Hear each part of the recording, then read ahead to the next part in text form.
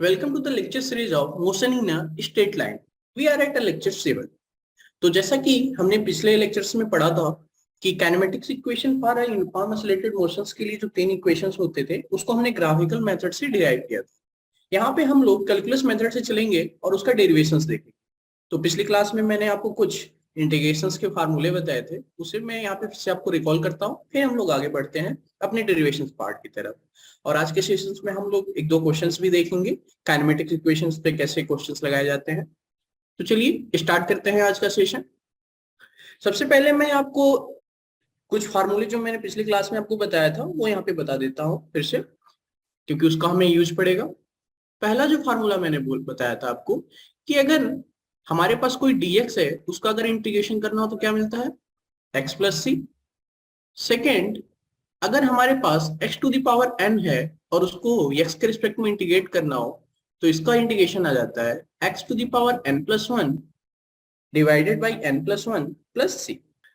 Third option है, third जो हमारा फार्मूला था, अगर a से b में कोई इंटरवल दिया हुआ है और वहां पे हमें x to the power n dx का इंटीग्रेशन निकालना हो तो वो आ जाता है b to the power n plus one upon n plus one minus a to the power n plus one upon n plus.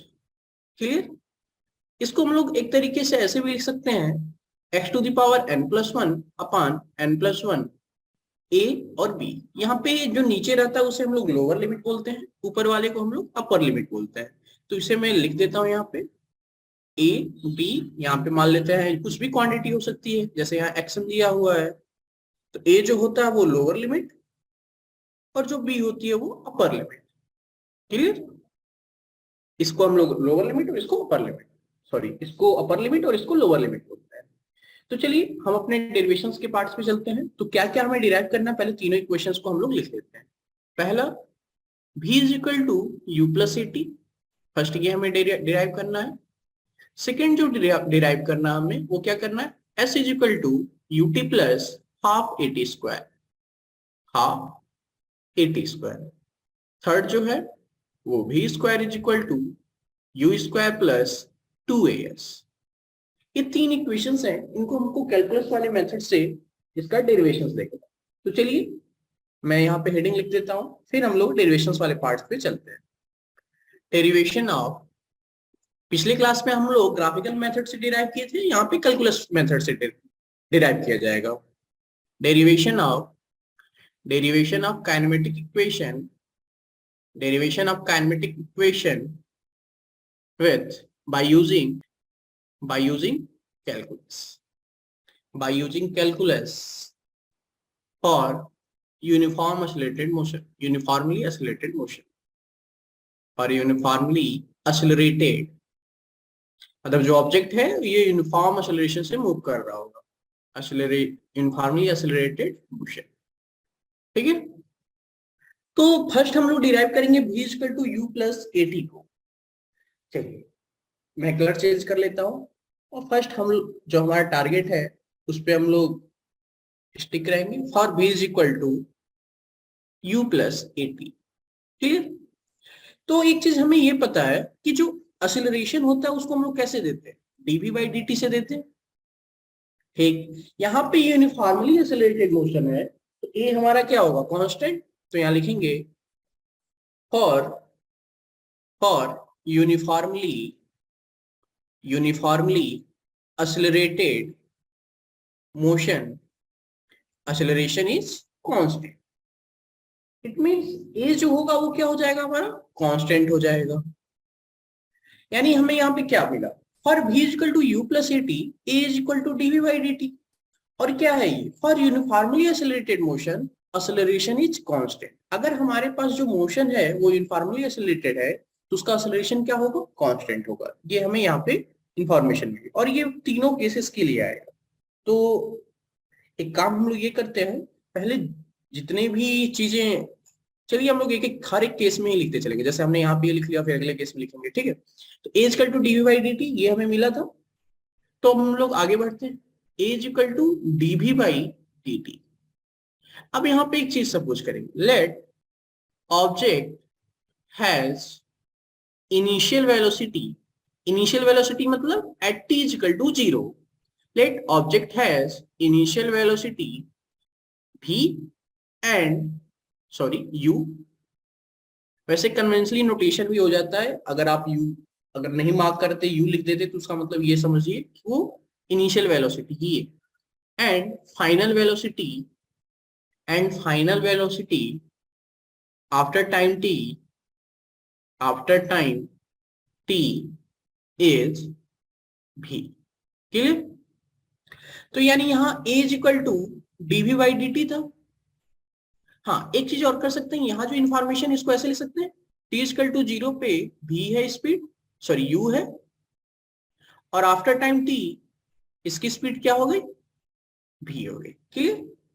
अब इसको क्या लिखेंगे हम लोग, a dt dv। अब हम लोग क्या करेंगे, बोथ साइड इंटीग्रेशन करेंगे।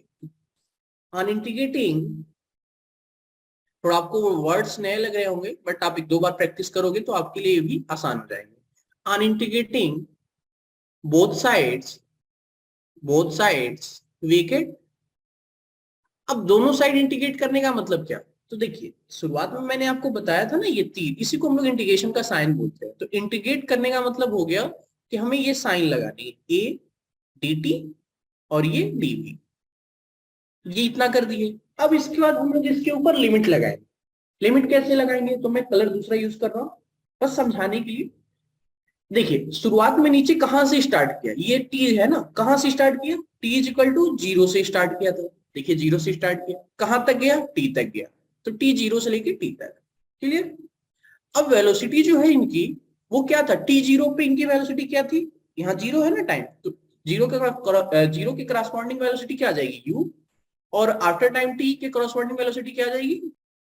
यहां तक कोई डाउट नहीं? तो चलिए फिर आगे बढ़ते हैं, इसको सॉल्व करते हैं। तो हमारे पास इक्वेशन क्या मिला, integration A D T, time का लिमिट क्या हो गया, 0 टू टी। यहाँ टी इक्वल टू 0 हमने लिखा था तो डायरेक्ट हमने इसको 0 लिख दिया, 0 to t is equal to u, lower limit u upper limit भी डीवी। ओके, अब ए तो कांस्टेंट है, कैसे कांस्टेंट है, हमने यहाँ पे लिखा था कि यूनिफॉर्मली एक्सिलरेटेड मोशन के लिए ए क्या होगा, कांस्टेंट होगा। तो अगर कांस्टेंट है तो यहाँ पे एक फार्मूला लिखना भूल गए, चलिए लिख लेते हैं इसको भी फोर्थ फार्मूले में करके। इंटीग्रेशन ऑफ सी डीएक्स, अगर लोअर लिमिट ए लगाए अपर लिमिट बी तो इसका हो जाता है सी, फिर इंटीग्रेशन ऐसे अलग अलग पार्ट्स में भी लिख सकते हैं आप। अब इसका हमें निकालना पता है ऊपर वाले फार्मूले से, तो ये आ जाता है एक्स ए टू बी, जिसका मतलब होता है सी बी माइनस ए। यहाँ पे क्या लिखेंगे, सी कांस्टेंट है। ठीक है, तो यहाँ पे ए कांस्टेंट है तो ए को क्या करेंगे, बाहर निकालेंगे। तो बाहर निकालने से हमें क्या मिलेगा, a integration 0 to t d t is equal to u to भी डीवी। अब हम लोग इसका इंटीग्रेशन, ये dt का इंटीग्रेशन करेंगे तो क्या आ जाएगा, देखिए फार्मूले में क्या था, dx का कर देते तो x प्लस सी, और यहाँ पर देखिए a टू बी dx का किए, c तो बाहर ही रहा और ये आ गया ऊपर upper limit minus lower limit. डिक्टो बस हमें फार्मूला ही अप्लाई करना है। तो ये आ जाएगा अपर लिमिट क्या था t माइनस लोअर लिमिट 0, और यहाँ पे क्या हो जाएगा, मैं बगल में फार्मूला भी लिख देता हूं ताकि आपको दिक्कत ना हो इसके लिखने के बाद। तो ये upper limit minus lower limit, ये u। ठीक है, तो ये क्या आ जाएगा, a t is equal to v minus u. अब इसको सिंप्लीफाई करेंगे तो आ जाएगा v is equal to u plus a t. तो ये हमारा फर्स्ट कैरेमेटिक इक्वेशन डिराइव हो गया। हमने क्या फार्मूला यूज किया, उस चीज को हम लोग यहाँ पे लिखते हैं। फार्मूला हमने ये यूज किया कि इंटीग्रेशन अगर ए टू बी डी टी या डी एक्स कुछ भी दिया हो, इसका हो जाता है बी माइनस ए। ये फार्मूला हमने यहाँ पे यूज किया। ठीक है, ताकि आपको समझ में आए, साइड साइड में इसलिए लिखते चल रहे हैं। ठीक है, अब हम लोग बढ़ते हैं सेकेंड काइनेमेटिक इक्वेशन की तरफ। सेकेंड क्या था हमारा, s equal to u t plus half a t square, इसे हमें डिराइव करना है। तो चलिए इस वाले पार्ट को हम लोग डिराइव करते हैं। सेकेंड क्या है, for s is equal to u t plus half a t square. तो एक चीज हमें ये पता है, जो वेलोसिटी होती है वो क्या होती है, dx बाई dt होती है। बिल्कुल। तो हम लोग इसको ऐसे लिख सकते हैं क्या, v dt is equal to dx, या फिर थोड़ा इसको रीअरेंज कर दें तो dx is equal to v dt, ये dt रहेगा। ओके, मैं इसको इरेज कर देता हूँ, ये मैशअप हो गया है एक ही में। ये v dt और यहाँ पे आ जाएगा dx is equal to v dt। अब v तो वेलोसिटी है किसी टाइम टी पे, ये तो बोला नहीं कि इनिशियल है ये क्या है, ठीक। अब यहाँ पर देखिए, ये जो था पहला जो केस हमने डिराइव किया था, तो इनिशियल वेलोसिटी तो पता होगा ना कि हाँ इस वेलोसिटी से स्टार्ट हो, वो तो फिक्स होगी। अब टाइम टी के बाद इसकी वेलोसिटी भी, यानी टाइम टी कुछ भी हो सकता है, यानी ये भी क्या है, वेरिएबल वेलोसिटी, तो ये कांस्टेंट की तरह ट्रीट नहीं होगा। तो वैसे यहाँ पर भी क्या है, किसी टाइम टी पे एक वेलोसिटी दी हुई है, तो ये वेलोसिटी में पता नहीं है, तो ये वेलोसिटी क्या है, कांस्टेंट नहीं है, ये वेरिएबल है। तो इसको लिखना है here v is variable velocity, यानी टाइम के साथ ये चेंज हो रहा है, वेरिएबल वेलोसिटी। क्लियर, ये आपको समझ में आया। कांस्टेंट रहता तो हम लोग डायरेक्ट कर देते, इंटीग्रेशन आ जाती, बट यहाँ कांस्टेंट तो है नहीं, तो इसलिए डायरेक्ट नहीं कर सकते। अब हम लोग आगे बढ़ेंगे इसमें। अब इसको डायरेक्ट अगर कर नहीं सकते तो फिर आगे किस अप्रोच के साथ बढ़े? तो हमें एक चीज पता है, तो इसको लिखते हैं हम लोग येलो कलर से, we know v is equal to u plus a t, ये तो हमें पता है। और यहाँ पे u क्या है, here u and a are constant. A तो यूनिफॉर्मली एक्सेलरेटेड मोशन था इसलिए कांस्टेंट था, और u जो है वो इनिशियल वेलोसिटी है इसलिए कांस्टेंट है। u and a are constant. Clear. अब इससे dx is equal to v dt जो है, इससे हम लोग लिखेंगे तो क्या हो जाएगा, ये dx is equal to v की जगह हो जाएगा u plus a t dt। Clear. अब इस चीज को हम लोग इंटीग्रेट करेंगे, तो इंटीग्रेट लिखते हैं, integrating integrating both sides we get. तो हमारे पास इक्वेशन क्या आया था, dx is equal to u plus a t, ये भी था हमारा u plus a t d t. तो लिखेंगे यहाँ पे dx is equal to u plus a t d t, और इसको इंटीग्रेट करना है तो इंटीग्रेशन का साइन लगा दिए। अब हमें फिर लिमिट लिखना है, तो लिमिट के लिए फिर मैं येलो कलर यूज कर रहा हूँ।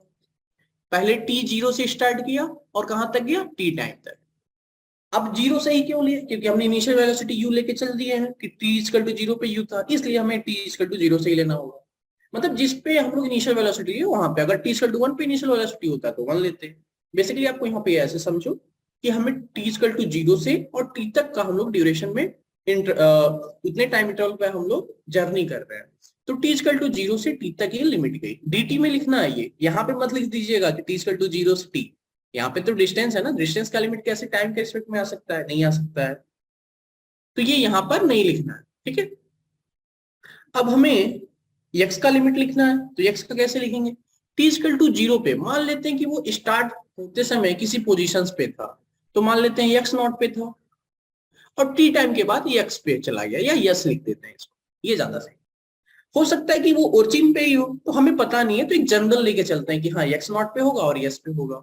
होता है ना कि कई बार एक कोई ऑब्जेक्ट ऐसे जा रहा है, तो जहां से हम लोग ऑब्जर्व कर रहे हैं हो सकता है वो कुछ डिस्टेंस पे हो, और हो सकता है कि नहीं, जब ओरिजिन पे जहां से स्टार्ट किया वहीं पे हम लोग ऑब्जर्व किए हो, एक इंसान यहाँ से देख रहा हो एक इंसान यहाँ से, दोनों के लिए अलग अलग बात हो जाएगी।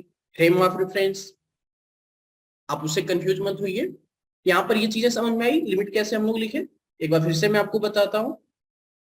टी इक्वल टू जीरो पे मान लिया कि वो एक्स नॉट डिस्टेंस पे था, और आफ्टर टाइम टी वो एस डिस्टेंस पे गया, तो ठीक जैसे पिछले फार्मूला यूज किए थे, यहाँ पर क्या हो जाएगा, एस माइनस एक्स नॉट, और यहाँ पर क्या होगा, यहाँ पर हमें प्लस है तो इसको अलग अलग पार्ट्स में ब्रेक कर लेते हैं। ठीक है, तो ये जीरो से t u d t plus zero से t a t d t, ये प्लस सिंबल है। मैं यहाँ पे लिखता हूँ क्या क्या फार्मूला हमने यूज किया, integration of m plus n, और dt के रिस्पेक्ट में अगर किया जाए a से b लिमिट के साथ, तो ये हो जाता है a to b m dt plus a to b n dt।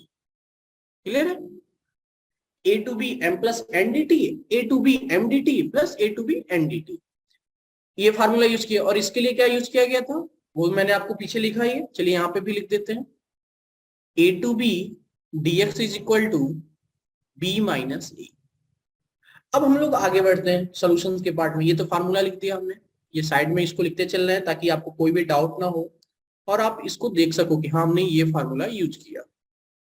तो यहाँ पे लिखेंगे तो क्या आ जाएगा, x minus x not.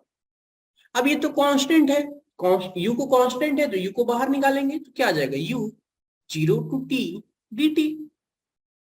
Similarly यहाँ पे a कांस्टेंट है तो a को बाहर निकालेंगे तो क्या आ जाएगा, 0 टू t, और यहाँ पे t है, ये ध्यान दीजिएगा, t dt। यहाँ पे कुछ नहीं था तो अभी जो चीज हमें पता है पहले वो लिख लेते हैं, u। अब इसमें से हम ये फार्मूला यूज करेंगे b माइनस ए, तो ये क्या हो जाएगा, t minus g plus a 0 to t t dt। Clear. अब हम लोग इस वाले पार्ट को कैलकुलेट करना है, इसे हम लोग इक्वेशन फर्स्ट दे देते हैं। अब हम लोग बस इस वाले पार्ट को कैलकुलेट करके और इसकी वैल्यू यहाँ पे पुट कर देंगे तो हमारा इक्वेशन सॉल्व हो जाएगा। तो चलिए पहले इतने इंटीग्रेशंस को कैलकुलेट करते हैं। तो मैं इसके लिए लुगलर यूज कर रहा हूं। Now 0 to t t dt। अब इसके लिए क्या होगा, इसके लिए इसका पावर 1 है तो पावर इंक्रीज करेंगे, t to the power 1 plus 1 upon 1 plus 1 और लिमिट 0 टू t। कौन सा फार्मूला यूज किए, शुरुआत में आपको मैंने लिखवाया था x to the power n dx है a टू b के रिस्पेक्ट में, तो आप b to the power n plus 1 n plus 1 जो भी अपर लिमिट है minus a to the power n plus 1 n plus 1, या फिर ऐसे लिख सकते हो। चलिए मैं यही वाला यूज करता हूं ताकि आपको इजी हो। इसे मैं इरेज कर देता हूं और जो फर्स्ट वाला फार्मूला हमने लिखा था उस चीज को हम लोग यूज करेंगे। Clear. Minus 0 to the power 1 plus 1 upon 1 plus 1। ठीक, तो ये हो जाएगा t का पावर 2 अपान 2 और ये तो 0, यानी आ जाएगा t का स्क्वायर बाई 2, यानी 0 से t inter upper limit t है, लोअर लिमिट 0 है, तो t dt की वैल्यू क्या आ जाएगी हमारे पास, t स्क्वायर बाई 2। क्या फार्मूला यूज किए, फार्मूला लिखते हैं हम लोग यहाँ पे बगल में, a to b x n dx, जहां पे x है वहां पे t पुट कर दीजिएगा, simple. b to the power n plus 1 upon n plus 1 minus a to the power n plus 1 upon n plus 1। ठीक है। अब चलिए ये वैल्यू हम लोग, इसको मैं इक्वेशन 2 नाम दे देता हूं, equation 2। Now putting the value of equation 2 in equation 1 bracket. अब इस इक्वेशन में वैल्यू पुट करना है तो क्या मिलेगा हमें, चलिए मैं इसको फिर पर्पल कलर से लिखता हूं आगे। s minus x naught is equal to u t minus 0 क्या हो जाएगा t, यानी ut प्लस a की जगह a ही लिखेंगे, इनटू इसकी वैल्यू क्या आएगी हमारे पास, जो ये इंटीग्रेशन साइन है हमारा 0 से t dt, इसकी वैल्यू क्या आ रही है, t स्क्वायर बाई 2। यानी इसको सिंप्लीफाई किया जाए तो x is equal to x naught plus ut plus half a t square. यहाँ पे u पता है, a पता है, x नॉट नहीं पता है, तो इसको लिख लेते हैं where x naught is initial distance of an object. ठीक है। अब इसमें एक पार्टिकुलर केस लेते हैं, ठीक है। इफ इनिशियल डिस्टेंस या फिर if object initially placed at origin, इसका मतलब मेरा ये है कि उसका that is x naught is equal to 0। मान लेते हैं कि इनिशियली वो ओरिजिन पे प्लेस्ड है और जो ऑब्जर्वर है वो भी ओरिजिन पे है, तो उसका एक्स नॉट क्या हो जाएगा, 0। तो हमारा इक्वेशन क्या हो जाएगा फिर इस केस में, जब यहाँ पे 0 पुट करेंगे तो s इज इक्वल टू क्या आ जाएगा हमारा, then s is equal to ut plus half a t square. चलिए यहाँ पे कुछ लोगों को कंफ्यूजन होगा, बहुत सारे क्वेश्चंस दिमाग में उठ रहे होंगे। जिनके जिनके दिमाग में जो जो क्वेश्चन उठ रहा है वीडियो पॉज करें उस क्वेश्चंस के बारे में सोचें। फिर से बोल रहे हैं, जिन जिनके दिमाग में जो भी क्वेश्चंस उठ रहे हैं उसके लिए वीडियो पॉज करें और उस क्वेश्चंस के बारे में सोचें। तो चलिए, पहला जो क्वेश्चन मुझे लग रहा है आपके दिमाग में उठा, वो ये कि हमारा टारगेट था इसे प्रूव करना, s equal to ut plus half at square, और हमने प्रूव किया इस चीज को। तो ये कैसे लिख दिया आप? ये उठ सकता है दिमाग में क्वेश्चन। बेसिकली क्या है, इसका आंसर मैं दे रहा हूं आपको, कि हम लोग ये जो इक्वेशन लिखते हैं इसमें बहुत सारे कंडीशंस होते हैं। पहला कंडीशन कि ए जो ऑब्जेक्ट है वो यूनिफॉर्मली एक्सीलरेटेड मोशन में होना चाहिए। सेकंड, इनिशियली टाइम पे उसका डिस्टेंस जो होना चाहिए वो 0 होना चाहिए। थर्ड, इनिशियल वेलोसिटी u होना चाहिए। इन तीनों पैरामीटर्स के बाद तब हम लोग बोलते हैं ये इक्वेशन आया। चलिए, एक पैरामीटर अगर इसमें से हटा दिया जाए कि इनिशियली कहीं भी प्लेस्ड हो, तो उस केस में जो हमारा इक्वेशन आता है वो ये। अब इसमें कितने कंडीशंस हैं? दो कंडीशन। ऑब्जेक्ट को यूनिफॉर्मली एक्सीलरेटेड मोशन में होना है ए, और दूसरा इनिशियल वेलोसिटी यू। इनिशियली वो कहीं पे भी हो, हमें कोई फर्क नहीं पड़ता, इसलिए यहाँ पे एक्स नॉट। क्लियर? तो पैरामीटर अलग अलग है। तो जो पहला जो हमारा था उसमें तीन कंडीशंस थे, इसमें बस दो ही है। अब हो सकता है कि कोई बोल दे कि ए जो है वो वेरी कर रहा हो, उस केस में डेरिवेशन ही हमारा अलग आ जाएगा। तो वो अभी उस वाले फील्ड में नहीं जा रहे हैं, बस आप यहाँ तक स्टे। तो फिर इसके पार्टिकुलर केस में जब एक्स नॉट की वैल्यू 0 हो जाती है तो s equal to ut plus half at square. Clear? अब हम लोग बढ़ते हैं थर्ड काइनेमेटिक इक्वेशन की तरफ। कौन सा है थर्ड काइनेमेटिक इक्वेशन हमारा? v square equal to u square plus 2as।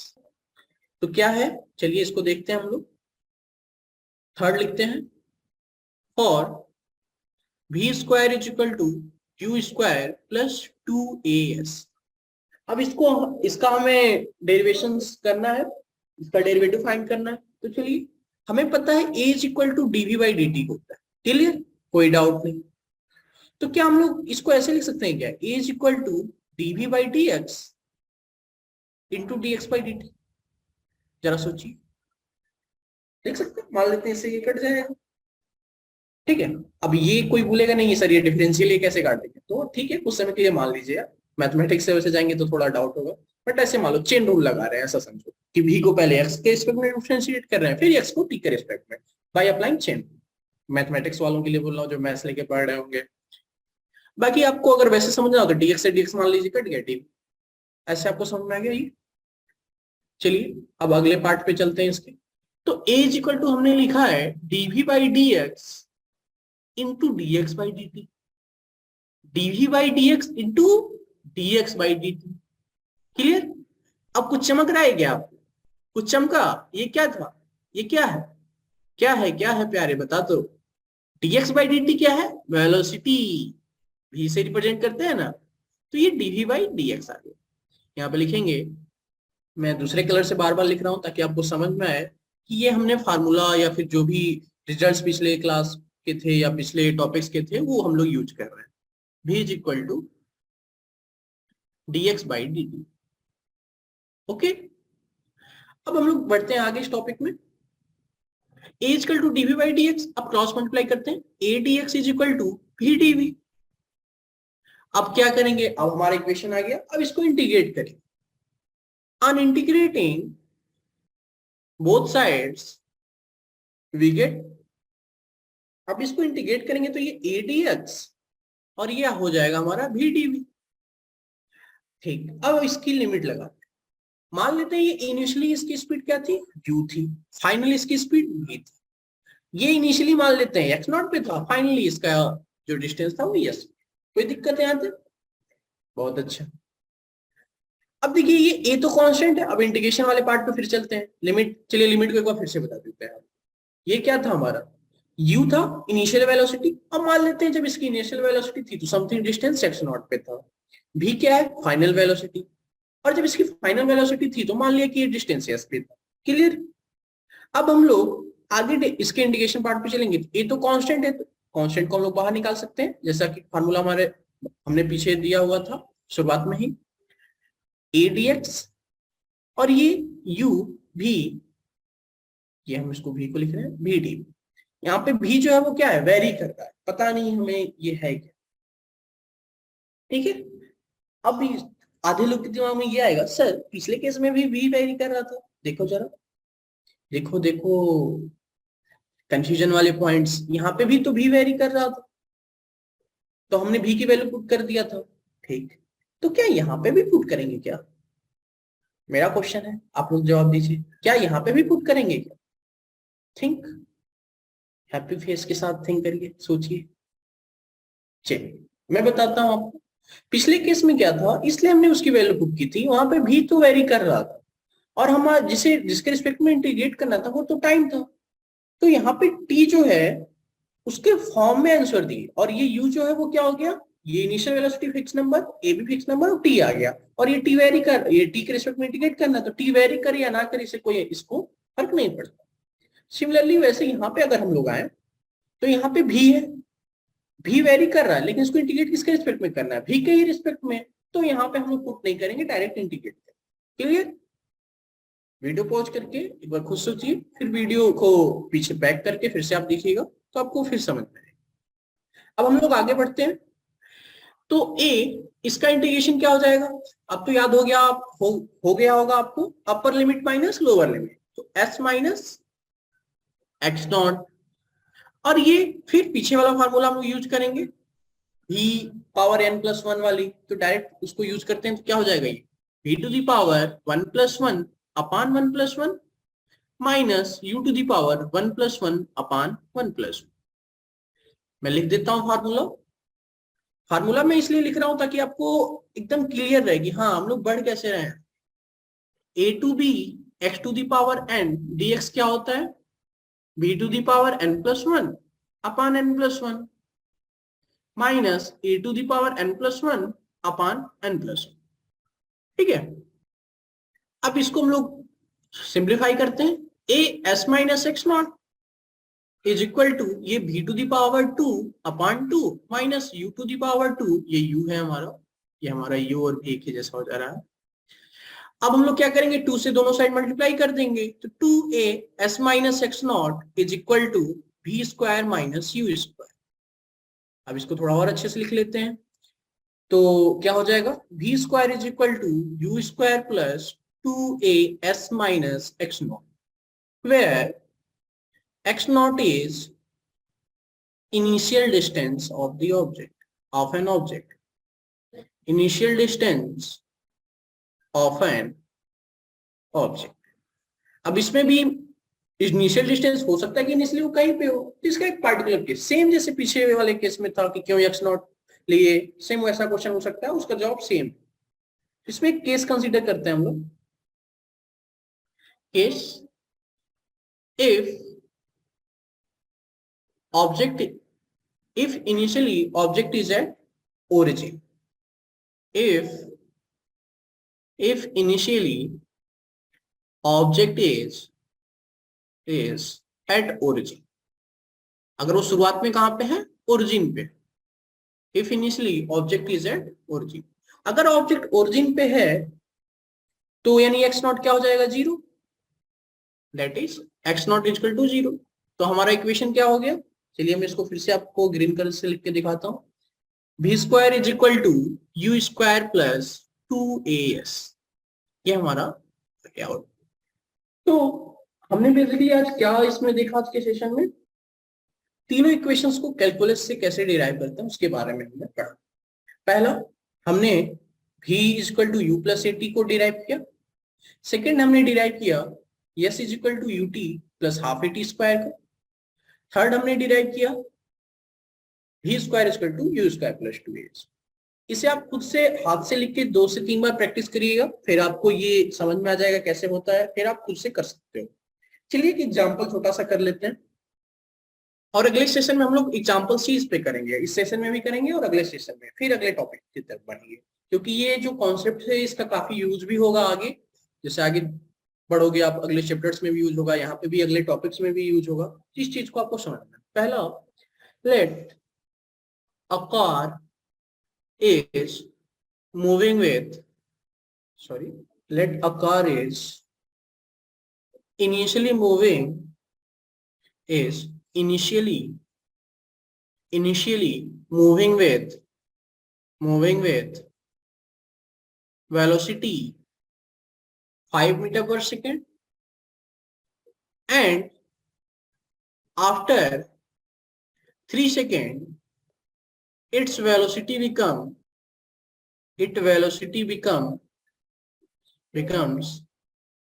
15 meter per second, then find the acceleration. क्या बोल रहा है ऑब्जेक्ट क्वेश्चंस में? पहले हम लोग कोई भी क्वेश्चन दिया रहा है, क्वेश्चंस को पढ़िए, समझिए और उसका गिवन नोट करिए और फिर देखिए कि पूछ क्या रहा है क्वेश्चन.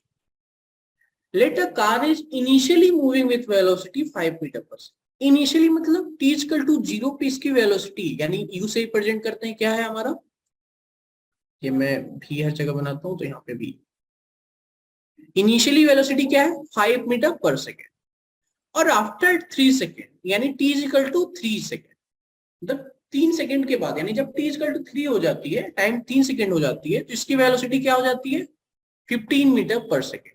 और हमें क्या पूछ रहा है, एक्सीलरेशन के बारे में पूछ रहा है. तो एक्सीलरेशन का फार्मूला क्या होता है, a equal to v minus u upon t, या फिर ऐसे भी कुछ लोग याद किए होंगे v equal to u plus a t, या ऐसे भी बोल सकते हो acceleration is equal to change in velocity upon time interval. तो कोई सा भी फार्मूला आप लगा सकते. तो क्या लिखेंगे, फार्मूला यूज्ड, कौन सा फार्मूला यूज कर रहे हैं हम लोग, formula used is equal to v is equal to u plus a t.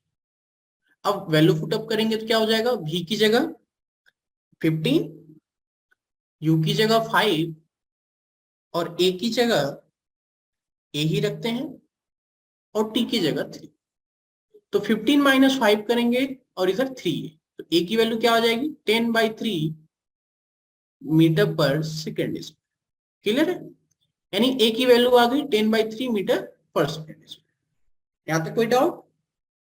तो यही हमारे क्वेश्चन में पूछा था और यही हमने निकाला. जो कोई भी क्वेश्चन अगर दिया हो हमारे पास तो उससे पहले पढ़ना है, गिवन नोट करना है, फिर आगे की तरफ. चलिए एक अच्छा सा क्वेश्चन करते हैं इसके ऊपर. पहले मैं क्वेश्चंस लिखता हूँ, थोड़ा सा बड़ा क्वेश्चन है बट कोई नहीं, समझ के पार्ट्स में समझेंगे फिर इसे करेंगे. अ ball is throne vertically upwards with a velocity of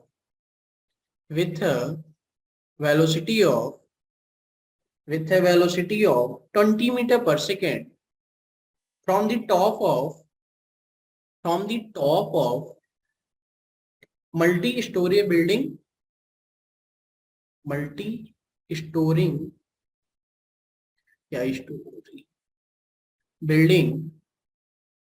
The height of the point from where the ball is thrown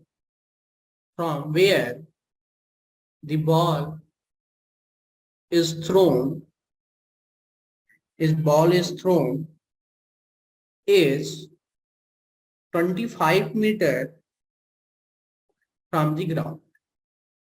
बहुत ही मजेदार क्वेश्चन है, करने में मजा आएगा, फिगर भी बनाने में मजा आएगा इसमें.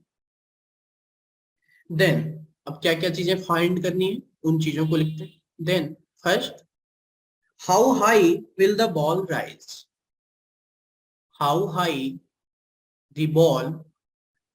राइज, मतलब कितना ऊपर तक बॉल गया. Second, how long will it be before the ball hits the ground. यहाँ पे g की वैल्यू क्या लेनी है 10 मीटर पर सेकेंड. चलिए सबसे पहले क्वेश्चन को समझते हैं. कुछ क्वेश्चन में भी कुछ का कुछ बस बड़ा लग रहा है ना, ये अभी आप समझोगे तो लगेगा कि क्या ही इंफॉर्मेशन दिया था, कुछ नहीं दिया था.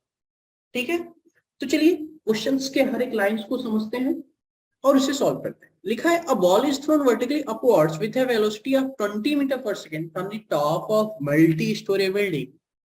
मतलब कि क्या, चलिए फिगर बनाते हैं फिर मतलब समझेंगे क्या है. फिगर बहुत नीट एंड क्लीन बनाइए, क्योंकि फिगर से ही आधे क्वेश्चंस का सॉल्यूशन मिलता है। एक मल्टी स्टोरेज बिल्डिंग है, तो ये हमने बना दिया बिल्डिंग, और यहाँ पे ग्राउंड ही बनाना होगा, ग्राउंड पे ही ना रहेगी बिल्डिंग। ठीक है, स्ट्रेट लाइन हमने खींच दिया और ये हमारा ग्राउंड हो गया, GROUND, ग्राउंड। ये मल्टी स्टोरेज बिल्डिंग है, तो ऐसे ऐसे ब्लॉक्स कर दिए। क्या बोल रहे हैं ये भाई साहब? A ball is thrown vertically upwards with a velocity of 20 meter per second from the top of multi-story building. चलिए इसको थोड़ा सा रियल लाइफ में फिर सपोज दैट कि राम भैया हैं हमारे, और ये एक बिल्डिंग के ऊपर खड़े हो गए। ये राम भैया हमारे आ गए, बिल्डिंग के ऊपर खड़े हो गए, बहुत बदमाश है ये। अब इनके हाथ में एक बॉल मिल गया, अब इसे ये थ्रो कर रहे हैं, ये बॉल हो गया, अब इसे ये थ्रो करने जा रहे हैं। बम नहीं है, ये बॉल है, ठीक है, एरो इंडिकेशन है। और इनका इनिशियल वेलोसिटी क्या है थ्रो करने का? Ball is thrown vertically upwards, sorry ये फिगर में थोड़ा सा करेक्शन, ये ऐसे नहीं फेंक रहा है, ये ऊपर की तरफ फेंक रहा है, तो इसका एरो मार्क किधर जाएगा? ऊपर की तरफ, ऐसे ऊपर की तरफ फेंक रहे हैं, ठीक है। और कितने वेलोसिटी के साथ फेंक रहे हैं? 20 metre per second, 20 metre per second. Clear है यहाँ तक? ठीक। अगला लाइन क्या बोल रहा है? पहले लाइन से तो ये इन्फॉर्मेशन है कि राम भैया जो है मल्टी स्टोरेज बिल्डिंग पे खड़े हो गए हैं और 20 मीटर की रफ्तार से गेंद को ऊपर की तरफ फेंक रहे हैं, वर्टिकली मतलब ऐसे vertical lines. The height of the point from where the ball is thrown is 20 metre from the ground.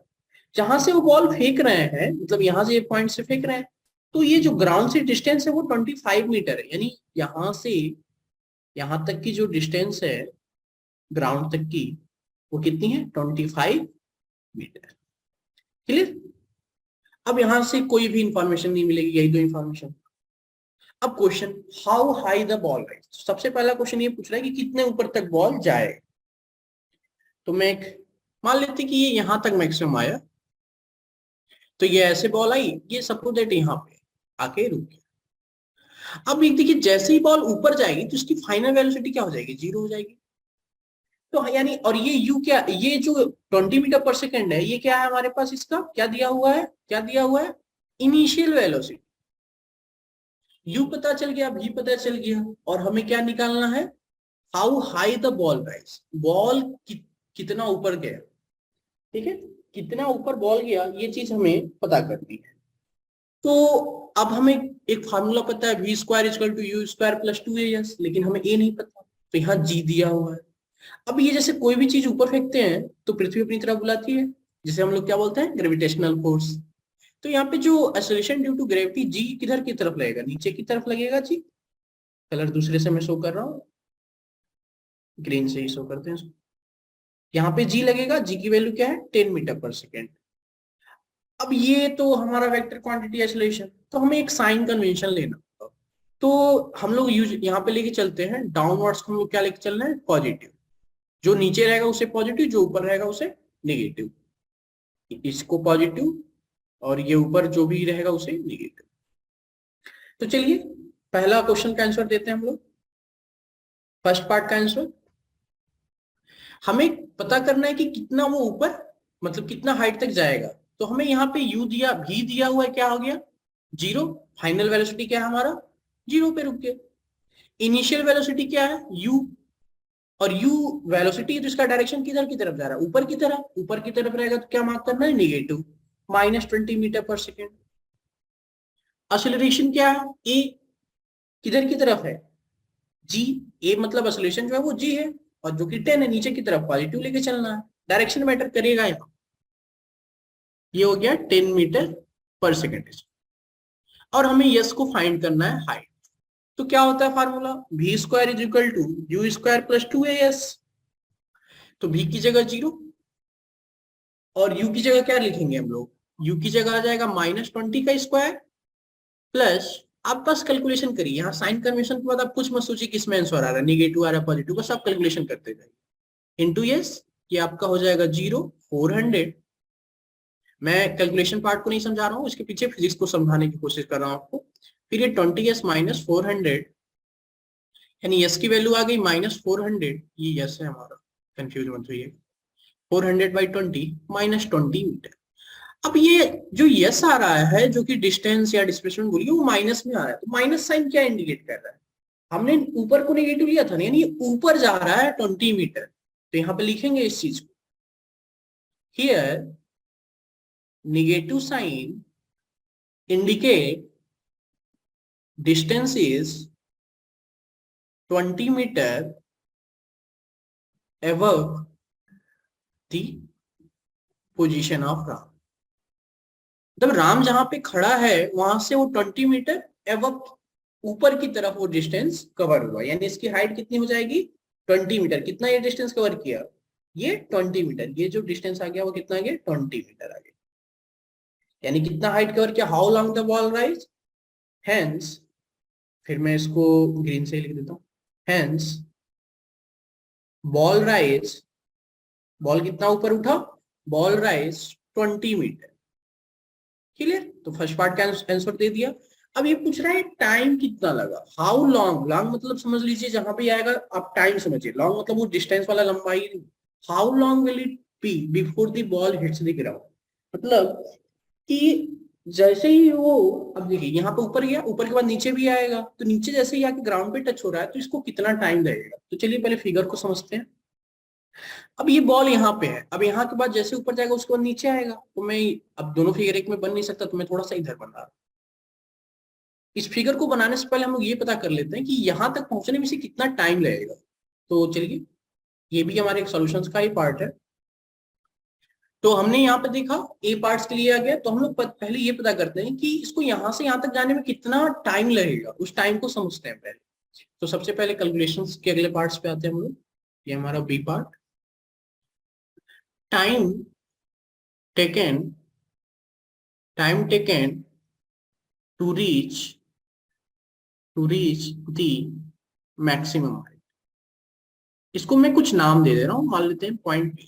नाम देने से ये रहेगा आपको समझ में भी आता रहेगा, कनेक्शंस भी बिल्डअप होते रहेंगे। तो इसको पोजीशंस मार्क करना है, तो चलिए मैं इसी से मार्क कर दे रहा हूँ। ये पोजीशन ओ से स्टार्ट हुआ, ये यहाँ पी पे गया, और ये पी और क्यू दोनों लिखी है तो यहाँ पे पी ही लिख रहे हैं। फिर इसके बाद ये आएगा तो ये ग्राउंड पे क्यू लिख देंगे इसको। मतलब पी तक पहुंचने में इसे कितना टाइम लगा, ये चीज हम लोग फाइंड करते हैं सबसे पहले, ठीक है, इसको टी से। तो हमें ये पता है v is equal to u plus a t, और हमने पिछले केस में देखा था v की वैल्यू 0, u की वैल्यू और a की भी वैल्यू, तो वो वैल्यू से हम लोग डायरेक्ट पुट कर देते हैं। तो u की वैल्यू हमने क्या लिखा था यहाँ पे? -20, ये यानी -20। a की वैल्यू यानी g, ये 10 था, और ये t। सिंप्लीफाई करेंगे तो t की वैल्यू आ जाएगी 2 सेकेंड। यानी इसको टॉप पोजीशन तक पहुंचने में कितना टाइम लगा? 2 सेकेंड। मैक्सिमम हाइट गेन करने में कितना टाइम लगा? 2 सेकेंड का टाइम लगा। कितने सेकेंड का? 2 सेकेंड का। अब ये यहां से यहां तक आ गया, अब इसको फिर ये ऊपर जैसे ही पहुंचेगा फिर नीचे आना स्टार्ट होगा, ये नीचे आना स्टार्ट होगा, बिल्कुल। तो यानी इसकी इनिशियल वेलोसिटी, अब ये, अब ऐसे देखो यहां तक आपका हो गया, अब कोई यहाँ पे रहेगा वो क्या देखेगा? ऊपर से ऑब्जेक्ट नीचे आ रही है, यानी इसकी इनिशियल वेलोसिटी जस्ट छोड़ा गया, u इक्वल टू 0, और ये किधर नीचे की तरफ आ रही होगी, ये ऐसे नीचे की तरफ आती जा रही है। फिर ये आके फाइनली ग्राउंड पे पॉइंट क्यू मान लेते हैं। इसको कौन सा पॉइंट मान रहे हैं हम लोग? क्यू पोजिशन पे पहुंच गई। तो हम लोग ये बता सकते हैं क्या, इसका हमें फाइनल वेलोसिटी के बारे में पता नहीं है, बस जी के बारे में पता है और यू के बारे में पता है, और कुछ पता है क्या हमें? और तो कुछ पता नहीं है, ना फाइनल वेलोसिटी ना ये। फिर अब कैसे बताए? हमें तो निकालना टाइम है, टाइम के लिए दो formula, v equal to u plus a t, और दूसरा है डिस्टेंस। तो हम लोग ये देख रहे हैं इसमें कि हम लोग डिस्टेंस इसका कैलकुलेट कर सकते हैं क्या? डिस्टेंस या कुछ भी इसमें इंफॉर्मेशन है जिससे हम लोग कुछ कैलकुलेट कर सकते हैं? सोचिए, मैं भी सोचता हूँ। एक चीज आपको यहाँ पे पता है, ये हमारे पास आ गया, ये डिस्टेंस आई 20 मीटर। क्या आई? 20 मीटर। यानी ये यहां से यहां तक का डिस्टेंस क्या आ गया? 25 आ गया, सॉरी 45 आ गया क्या? कैसे आया? P Q is equal to क्या हो जाएगा? पीयू ओपी प्लस ये 25, जो कि आ जा रहा है आपका 20 प्लस 25, यानी आपका हो गया 45। यानी आपका जो ये हाइट है, कितना ये डिस्टेंस कवर करेगा? 45। इनिशियल वेलोसिटी दे दी, तो टाइम निकाल सकते हैं, बिल्कुल। कैसे निकाल सकते हैं देखते हैं। नाउ अब देखिए डिस्टेंस कहां से मेजर कर रहा है, ऊपर से नीचे की तरफ, तो डिस्टेंस को पॉजिटिव में लेंगे, यानी यस इक्वल टू क्या हो जाएगा हमारा 45 मीटर। यहां पे लिख दे रहा हूं from point P to, parts में करके देख, from point P to point Q. तो यस की वैल्यू 45, इनिशियल वेलोसिटी 0 और जी की वैल्यू 10 मीटर पर सेकेंड। कैसे आया देखते हैं। जी की वैल्यू ये नीचे की तरफ ही हमेशा लगेगा, तो ये हमेशा पॉजिटिव ही रहेगा, तो उसे कुछ देखना ही नहीं है। डिस्टेंस हम लोग नीचे की तरफ मेजर कर रहे हैं, तो 45 जो कि पॉजिटिव में आएगा, और यू की वैल्यू 0। अब देखो हम लोग फार्मूला में पता है s equal to ut plus half at square, a की जगह हम लोग जीटी स्क्वायर लिख रहे हैं। यू की वैल्यू 0, वैल्यू पुटअप करते हैं 45, ये तो 0 हो जाएगा, हाफ जी की जगह 10 इंटू टी स्क्वायर, तो ये दो से इसको कट करेंगे तो 5 होगा, यानी 45 is equal to 5 t square. Clear. अब इसे हम लोग लिखेंगे तो क्या हो जाएगा, 45 is equal to 5 t square, it means t square is equal to 45/5, यानी टी स्क्वायर की वैल्यू क्या आ गई 9 आ गई। तो यहां से टी की वैल्यू क्या आ जाएगी 3 सेकेंड। इसका मतलब क्या कि इसे यहां से यहां तक पहुंचने में कितना टाइम लगा 3 सेकेंड। तो हमें तो पूरी जर्नी बतानी है, जब ये बॉल फेंका फिर ग्राउंड तक आने में कितना टाइम लगा। तो क्या लिखेंगे, इसको मैं थोड़ा दूसरे कलर से लिखता हूं, देखने में अच्छा लगेगा। Hence total time taken by ball to reach the ground, to reach the ground, to reach the ground is क्या हो जाएगा 2 + 3 यानी 5 सेकेंड। क्लियर। चलिए एक बार मैं आपको फिर से बता देता हूं कि हमने किया क्या। सबसे पहले हमें निकालना था कि कितनी हाइट कवर किया, तो हमें इनिशियल वेलोसिटी पता है 20 मीटर पर सेकंड, फाइनल पता है 0, क्योंकि टॉप पे जाके वो रुक जाती है कुछ क्षण के लिए, या कुछ एट सम इंस्टेंट के लिए रुक जाती है। तो और इसका जी हमें पता है, हमने कन्वेंशन यहाँ यूज करना है, ये इंपॉर्टेंट फैक्टर है, ये आपको इंपॉर्टेंट फैक्टर साइन को डिनोट करना है कि नीचे पॉजिटिव ले रहा हो या ऊपर। हमने नीचे पॉजिटिव लिया, ऊपर निगेटिव। उसके बाद हमने यहाँ पे फार्मूला में पुटअप किया, तो इसकी वैल्यू -20 आ गई। अब माइनस साइन ये इंडिकेट करता है कि जो पोजीशन है, हमने माइनस किधर को माना था ऊपर की तरफ, तो जो डिस्टेंस है वो किधर की तरफ जाएगा ऊपर की तरफ, यानी जो डिस्टेंस है 20 metre above the position of round, उसके जस्ट ऊपर, यानी बॉल राइज 20 मीटर। अब हमें टाइम निकालना था, टाइम के लिए क्या करेंगे, पहले यहां से यहां तक का टाइम पता कर लिए कंप्यूटेशन से। कैसे, इनिशियल वेलोसिटी और हमें फाइनल वेलोसिटी पता थी और जी की वैल्यू पता थी, तो वहां से टाइम मिल गया 2 सेकेंड। अब उसके बाद हमें पॉइंट पी से क्यू तक कितना टाइम लगा ये पता करना है। तो यहां तक हमें ये पता है कि ये डिस्टेंस जो होगी वो इसके इक्वल होगी 20 + 25 45, इनिशियल 0 है, जी की वैल्यू 10। तो यहां से हमने वैल्यू पुटअप किया साइन कन्वेंशन के साथ, ये ध्यान देना साइन कन्वेंशन के साथ, क्योंकि ये दोनों ऊपर से नीचे की तरफ मेजर हो रही है डिस्टेंस, तो ये 10 पॉजिटिव में ही मेजर होंगी, क्योंकि हमें नीचे पॉजिटिव लेके चले हैं। तो यहां से ये इसको जब सिंप्लीफाई किए तो 3 सेकेंड आया। तो टोटल टाइम क्या हो जाएगा, टोटल टाइम क्या होगा, यहां से यहां तक जाने में जो टाइम लगा और यहां से यहां तक जो आने में टाइम लगा, दोनों का सम। अब तो सम करेंगे तो क्या आ जाएगा हमारे पास 2 + 3 5 सेकेंड। तो आज के सेशन में हमने तीनों जो काइनेमेटिक के इक्वेशन है, v equal to u plus a t, s equal to u t plus half a t square, v square equal to u plus u square plus 2as, इनका डेरिवेशन देखा calculus method से, और उसके ऊपर 2 example. Next class में मिलते हैं कुछ एग्जाम्पल्स के साथ और नेक्स्ट टॉपिक के साथ। Thank you.